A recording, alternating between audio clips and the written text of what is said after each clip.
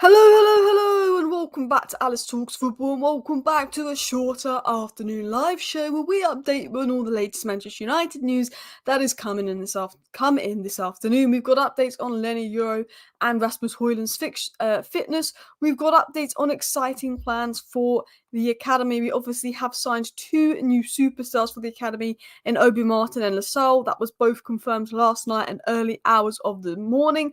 Manchester United's next signing is now set to be revealed. It's very, very likely that the next signing will be, and you guessed it, Mazraoui, with some big developments coming in. So we've got Obi Martin, we've got Lassalle, and sources are now saying the next signing set to be Mazraoui, and we're going to get on the latest on that. What's the latest on Ligt? Will he travel with Bayern Munich on August 2nd? McTominay and Mazraoui, some more updates on their sales, some more advancements coming in. Ugarte set to sign for Man United when Scott is sold, and Manchester United expecting a 30 million bid from Fulham, not Galatasaray. More news, a rumour about Man United still interested in Dani, Olmo, some new changes going on at the club and more. So please do hit that like button. Of course, subscribe down below if you're new, share the video, and we're going to get into all the latest Manchester United news and more. Is it true Casemiro's not leaving? I mean, you never know, he might leave, but as of now, it's looking very, very unlikely that Casemiro will leave Manchester United. It's looking like he will stay. In fact, if you watched my late night roundup show last night, I reported that the Muppeteers had said that Manchester United are expecting that Casemiro will stay, that it's unlikely that he's going to leave, and are now trying to plan to get the best out of him and make sure they can get him back in form for next season as well. I will try and speak slow. I know that is my biggest issue with lives, is I feel like I get excited, I speak quick, it all comes out as well. Matt Millen says I don't see De Ligt coming. I see De Ligt coming, but it's like Amrabat last year. It's going to drag and drag and drag, but we'll get it done. You know how Amrabat, people had doubts, but he only wanted United, and Fiorentina wanted to sell him. I think De Ligt is like Amrabat. It's going to drag and drag and drag, but it's going to be done. We've got some updates on that as well. And yeah, Fulham need a DM for a Palhinha replacement, and McTominay is not a DM, which always surprises me why they're going for him, but who knows? They might lose Pereira. So let's quickly cover the injury news, and this has come from Insider United. Now, I reported last night that one of the inside sources at United had communicated that, Lenny Euro is probably going to be out for 4 to 6 weeks, and Højlund will only be out for a week or two. But I said this is pending further confirmation. It's now come out from Insider Man United, which is probably the best source of inside information around United. Basically the same thing. It's not been confirmed by the club, but Insider United was the person that told us that Wan Bissaka was injured. The next day it was announced by Ornstein. Insider United hasn't got anything wrong when it comes to actually injuries. Every time there's a fitness update, they've been 100% on the money spot on. So I would take that as, not confirmed, but you can't really get a more reliable source than that in terms of it's got a 100% success rate when reporting on injuries. And that is the information regarding Euro's injury. It's vague at the moment, but 3 to 6 weeks out is the expectation. Højlund's injury is just a minor twinge. So Højlund's injury isn't anything, but he's not training. Euro right now, it's 3 to 6 weeks, but they're still waiting for further confirmation. It was said Højlund did not train yesterday and his injury is thought to be minor, although playing in the remainder of the tour is a doubt and he will be assessed ahead of the Community Shield. And I think, you know what, even if it's minor, it's very clever just to not play Højlund. As much as I want to see Højlund play, and as much as I love Højlund, the minorest injury, do not play them. We've learned from last season, particularly in a pre-season game, unless it's a cup final and you've got 3 months off after that, the minorest of injuries, do not play them. One thing we've got to learn this season is I'd rather not play them and have a weaker squad than play someone injured and risk making that injury worse. Luke Shaw, we threw him in that game versus Luton. He got injured, then he was out and only just got back for the last game of the Euros because we pushed him back too early. If we'd have just waited another 2 weeks for Luke Shaw, he may have never picked up that injury and we could have had him the remaining games of the season. I think one thing Man United have massively got to work on is just not, playing players injured, throwing injured players in the deep end as well. But hopefully all is good as well. Yeah, Rasmus does tend to pick up a number of knocks. Good to have Cirques already sorted, 100%. Højlund never gets major injuries, but he gets a few 2-3 week injuries here and there, and I think that's quite normal. So it's really good to have those two options. Potentially, you can even trial Sancho at centre forward or Bruno at centre forward as well. But I want to talk about the academy plans, and then I want to get into the transfer news as well. So it was said Manchester United are planning to make more signings like Chido Obi Martin for the future. Nick Cox and the head of academy recruitment, Luke, I'm going to probably say his name. We'll say Luke, are responsible for the deal to sign Obi Martin. Ruud van Nistelrooy also held talks with Obi Martin to present him United's long-term project. Van Nistelrooy was crucial to get the green light from Obi Martin as the deal is done and set to be signed. So Romano's confirmed Obi Martin will be a United player, and he's confirmed many times despite, and I'm going to just call out Arsenal aggregator accounts. I've seen 5-6 Arsenal aggregator accounts with hundreds of thousands, even millions of followers, putting out information from the most unreliable source ever, saying that Manchester United are going to pay a 16-year-old 30k a week and Arsenal are only offering 15k a week, and that's why I went to United, which is not true at all. But every single Arsenal aggregator account with millions of followers is putting that out, but they're not putting anything that Romano's saying out. Why aren't the Arsenal aggregators saying that Romano said that story is not true, that story is false, that he chose United because of the development project, and in fact he actually turned down higher offers to go to United, and actually United aren't even paying him £15,000 a week, which what Arsenal offered him. They're paying him less than that. So why aren't the Arsenal aggregator accounts with millions of followers tweeting out what Romano said? No, they're not. But they're tweeting out what's this tier 4 gutter source that's less reliable than the Sun is saying, because it suits their agenda, because Arsenal fans want everyone to think that. But everyone knows that story's not true, because it's not possible to give a 16-year-old 30 grand a week. It's not possible. So it's just like, but the Arsenal aggregator accounts aren't deleting that or not clarifying that story. Nothing. Not one update on them. You know, they're just gonna tweet this most unreliable source saying he left for the money, but not actually tweet the reliable sources saying he left because of Man United's development project. You know, nothing on that. It's just a bit embarrassing. Like, if you run an aggregator account, you need to report all the news, and you should only look to report the reliable news, not just the news that suits your agenda. Really, really embarrassing stuff. You know, you see accounts out there like AFC stuff with millions of followers saying that you're tweeting that Arsenal offered Obi Martin 15k a week, but United doubled those wages, and that's how they secured the player's signature, from a source which has 2,000 followers. So a Nigerian source with 2,000 followers is claiming that we've doubled Obi Martin's wages, and an aggregator account with 1 million followers is posting that, but they're not posting any of the information coming out about, you know, what Romano said, saying that that's not true. So what, you know, it's been 24 hours now. You're not going to clarify that this Nigerian source with about 2,000 followers that you've quoted is not true. I mean, it's, you know, who knows. But I want to get into the transfer news as well. Who was our fitness coach? I don't know. I can't remember. I know we've got Gary O'Neill in and we got some other people in, but I could not tell the names of the fitness coach as well. But yeah, best to ignore Arsenal. They're full of absolute crap. Let's dive into the transfer news. But it was said Arsenal made a very big proposal to Chido Obi Martin. It was an important financial proposal, but the decision of their player was to reject that offer and join United because of the project and first team pathway. So as Romano said, Tier 1 Romano saying this, who knows? Let me actually just...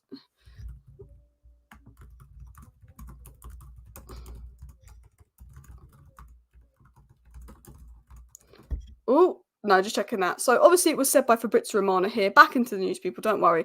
Said by Fabrizio Romano here that Arsenal made a very big proposal to Obi Martin. It was a very important financial proposal, but the decision of the player was to reject that offer and join United because of the project and first team pathway.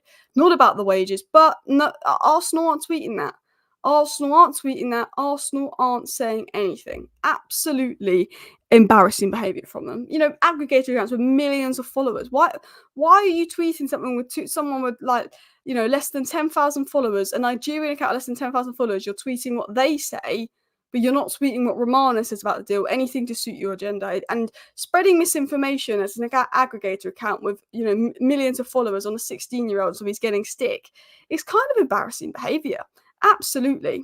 Anyway, let's dive into the news. Let's dive into the stories. Let's dive into some more information coming out on the likes of Mazraoui, Ugarte, Ligt, and more, because there's lots of stories coming out about all this information. So what has been said in regards to Mazraoui to Manchester United as well? It was said, Bayern are informed about Mazraoui's desire to join United and personal terms being agreed. Being with the travelling squad doesn't change anything. All parties are waiting for Wan Bissaka and West Ham. That was said by Fabrizio Romano. Bayern informed about Mazraoui's desire to join United and personal terms have been agreed. Being with the travelling squad does not change anything. They're waiting for Wan Bissaka to West Ham. Now, it has been said with Wan Bissaka's deal to West Ham nearing completion, pending a few final details, it's highly likely that Mazraoui will be Manchester United's next signing. Despite currently travelling with Bayern, an agreement could be finalised within the next few days.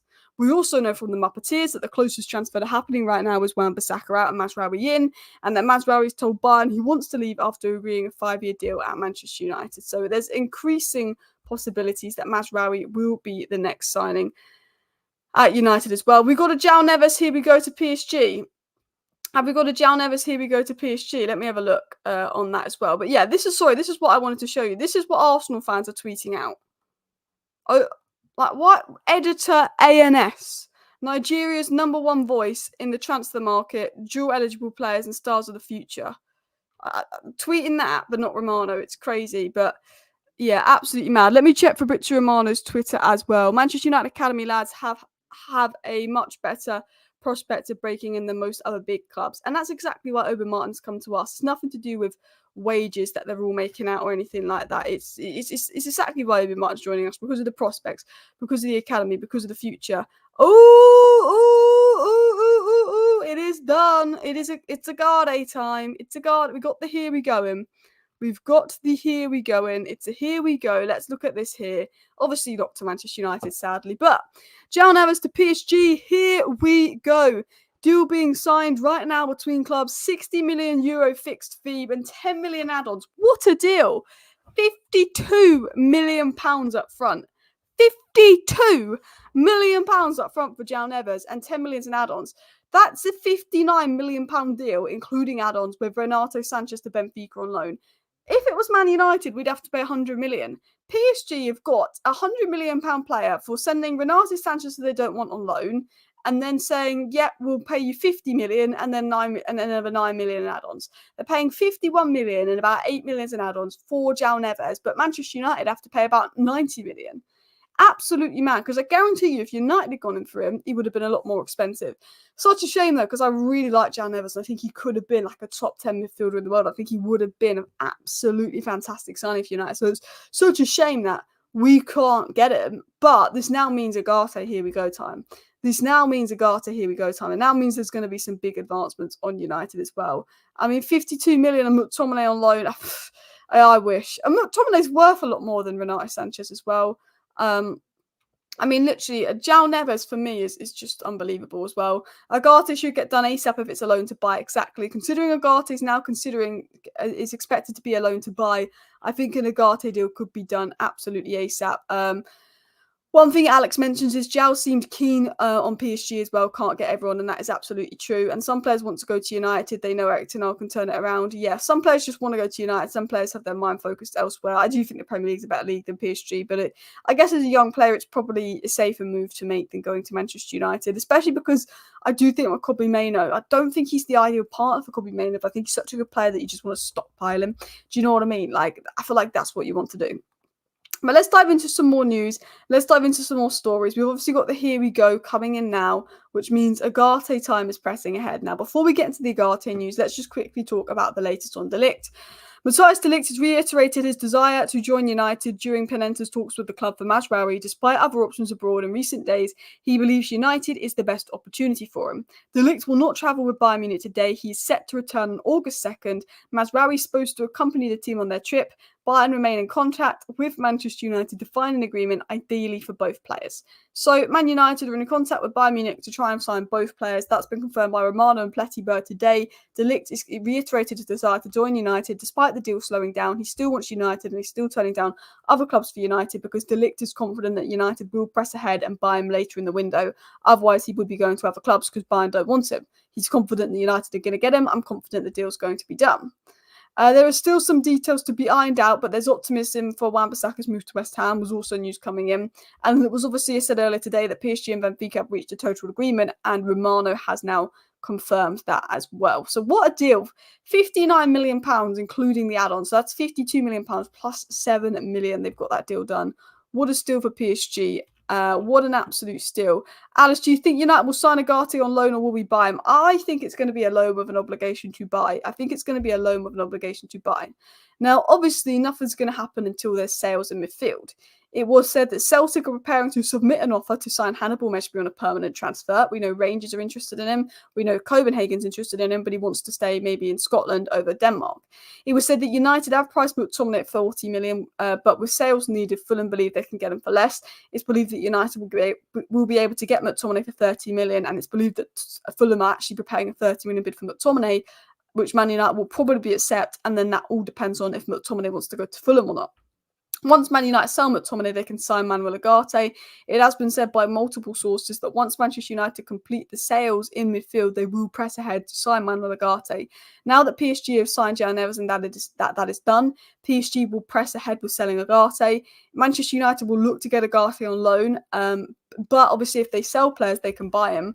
But if they don't sell players, they'll have to get them on loan. But it said once the 30 million sale occurs, Man United will go to sign Ugarte, but they may go to sign him on loan anyway. So what do we know about McTominay? This has come from Turkish sources. I reported this in my live show earlier, that apparently he's agreed personal terms to Galatasaray. But if I'm going to be honest, I think this is all a load of rubbish. I don't think he's going to Galatasaray. I think he'll be going to Fulham.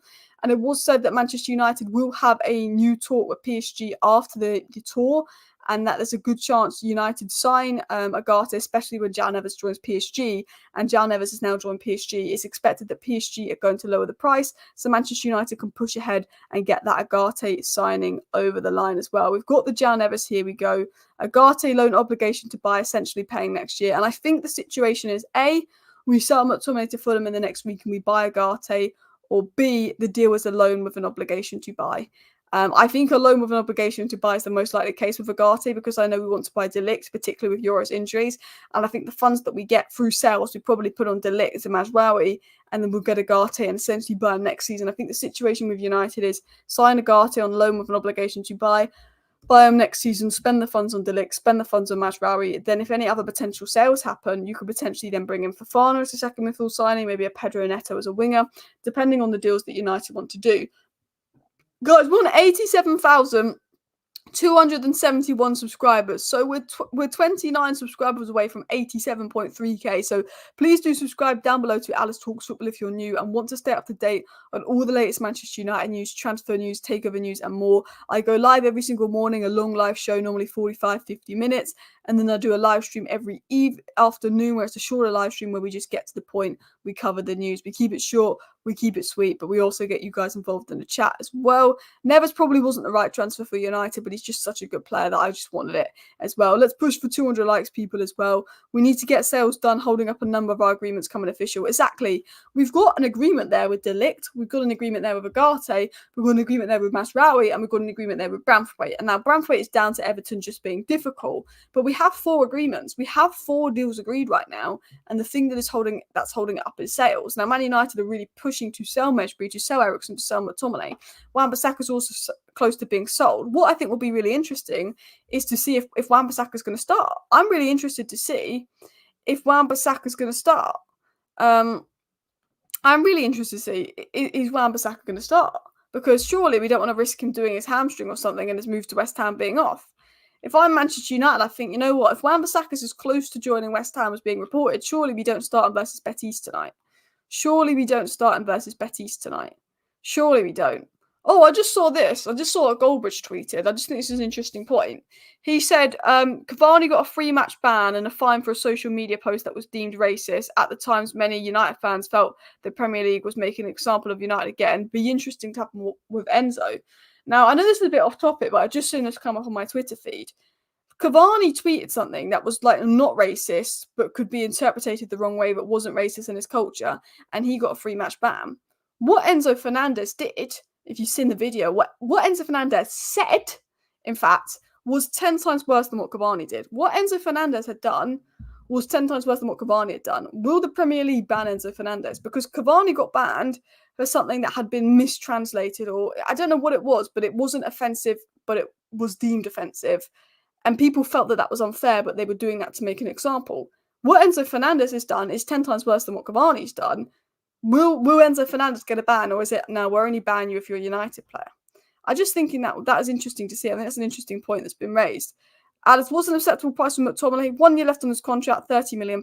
Bish bash bosh, in my opinion, as well. I don't think he'll get banned because it will happen during summer. Probably as well. I just think that when you actually look at other scenarios, it seems to only be United players that get in trouble, to be honest, as well. Do we have another right back? Well, we'll get Mazraoui in if Wan Bissaka sold, and he can also cover left back as well. Guys, please do hit that like button. Of course, subscribe down below if you're new and share the video as well. Let's dive into some more news. Let's dive into some more stories as well. But we've now got the here we go in regards to Neves.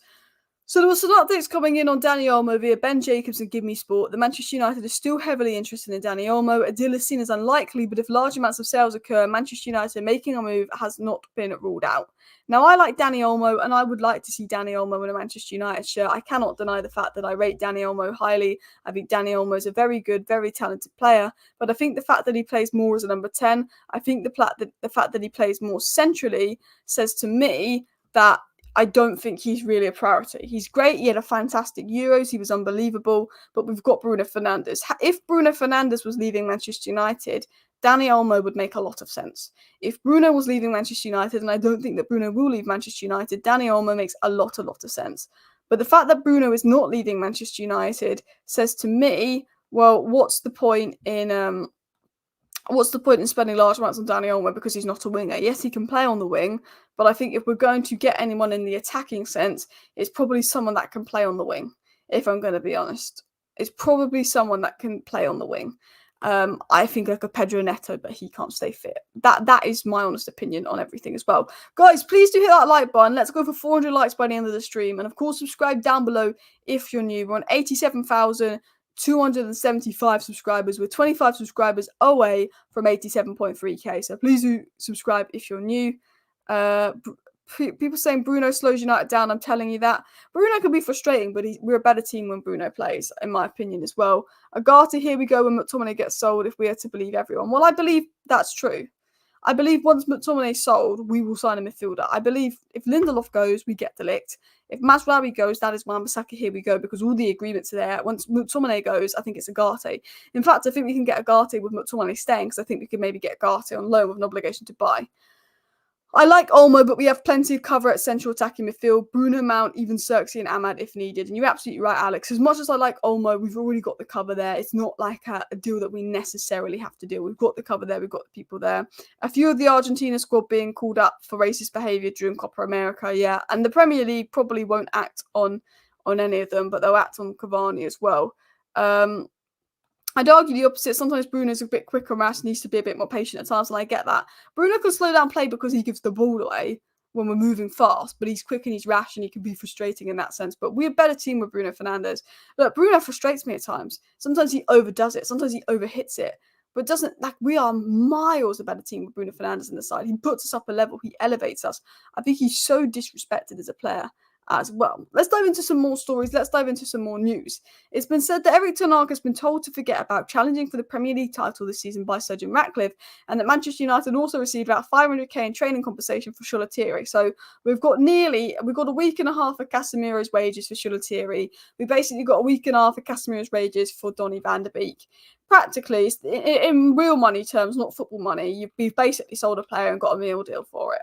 If you want, my honest opinion on those kind of deals. We basically sold a player for a meal deal. Here you go. We'll give you a meal deal for Donny van de Beek. Oh, well, you know what? We'll give you an extra bag of crisps for Sholatiri. But just off the books, it wasn't going to work for Sholatiri, and United needed to get him out. So can't complain. United probably made the right move there as well. I love Bruno, but he's nearly 30. Maybe Dani Olmo, because we've got to think of Bruno's future now. Joshua Xerxes has been training with the man, Musiala. Now, if I'm thinking dream Bruno replacement, and I'm thinking dream Bruno replacement, there's not a name that's better than Musiala. There's not a name out there as a Bruno Fernandes replacement, it's better than Musiala. I think, Bruno Fernandes, let's say he's got this season, let's say Bruno Fernandes has got 3 more seasons at Manchester United. This season is Bruno. Next season, we look at the Bruno replacements, how we're going to replace him, have that player play with Bruno, so then in that player's second season, they replace Bruno. Look what Man City did with Rodri. Rodri came in when Fernandinho was still playing DM. But as the season progressed, Rodri played more, Fernandinho dropped more to centre-back and played DM less. Rodri came in with Fernandinho there as the starting DM, and Rodri was learning off him. And then the next season, Rodri took over, and then the next season, he just became a beast. And the season after, he became a beast. And the season after, he became a beast.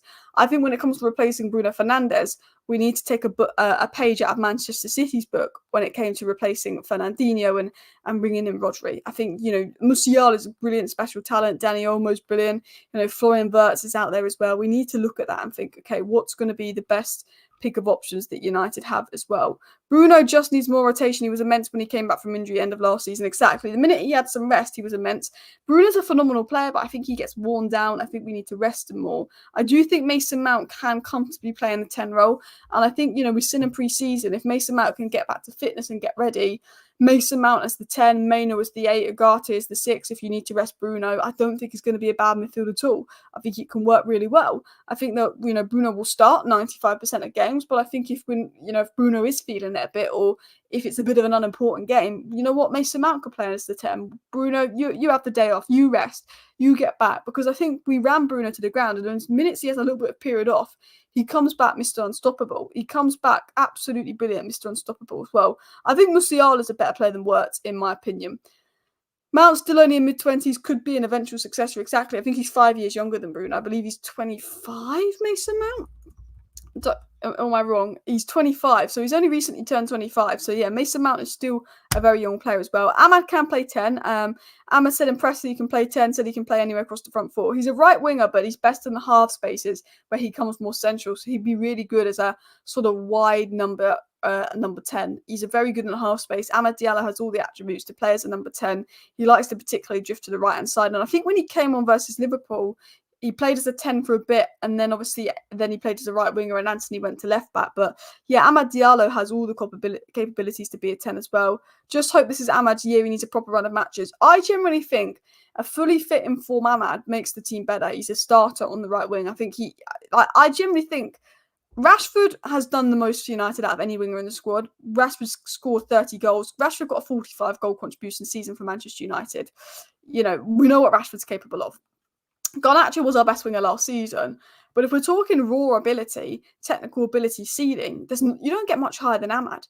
It's just the hope and pray, can Amad stay fit? Can Amad do this? Can Amad do that? Can Amad stay fit? Because if he can, bingo for Manchester United. Absolute bingo, because he's an absolutely fantastic baller of a player as well. We already have a Bruno replacement through Bruno going nowhere. That player Xerxes, Mount, and Amad can all play in Bruno's role. So I wouldn't say they're necessary replacements, but they can all play there as well. So we definitely have depth in that 10 role more than we think as well. United should get rid of Maguire. Look, I think Maguire's going to have some use next season. I don't like that he's going to be a fourth choice option on the bench in his wages, but Maguire have some use next season. I think United will be focusing on getting Lindelof out and getting Maguire in as well. Rasmus seems a little bit injury prone. That is a worry, Jason. That is a bit of a worry. I do agree with you there as well. But Amad isn't selfish. Amad's just a fantastic player. Absolutely fantastic player, Amad Diallo.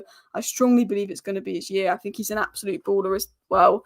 I think we're better without Bruno. I completely disagree. And guys, look, we're on 283 likes. Can we hit 300 likes by the end of the stream? That'll be absolutely amazing. Alice, any news about Ivan Toney? Nothing. I think it will heat up last 2 weeks of the window. I think nothing will come out in the next 2 weeks, but I do see him going Arsenal or Tottenham. But listen, people, I'm going to end the live stream here. Please do hit that like button. Of course, subscribe down below if you're new. Thank you for watching. Bye.